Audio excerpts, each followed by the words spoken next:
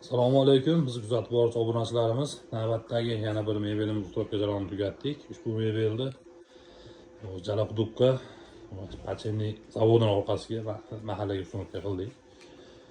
Joyimiz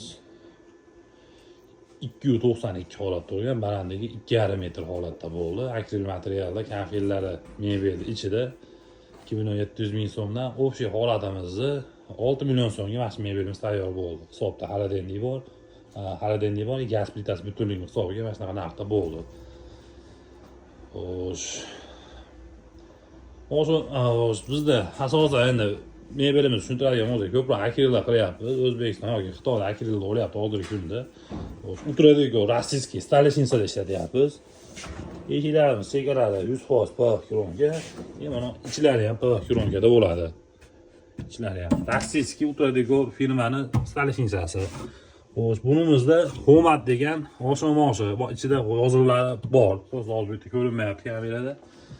Xo'sh, yaxshi oshmoshlarning o'zi ichida yozuvlari bo'ladi ko'pida. Endi arzonlarigina ham bor-ku. Yozuv bilan farqlasizlar ham bo'ladi ko'proq.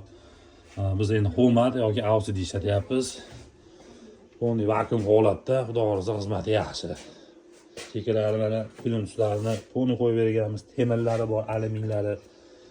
Bu gaz ikki yonida ham alyuminlardan germetiklar qilib berganmiz. Yonbosh bachoqlari, bu yerda Aristoni bor. Aristonni ham holat qilingan. Tepasi men keyinchalik tepaga tortib chiqaraman desa ham hisob bo'la oladi. Keyin xaladenlik bo'lgan, xaladenlik kattarog'idan olamiz keyinchalik degan hisobiga. Hozirgi kunda eng hadovoy o'rtacha xaladenliklarga hisobini olib ketganmiz. 1.47 ga 59 ja qo'ygan bu yerda. Xo'sh, bitishgani.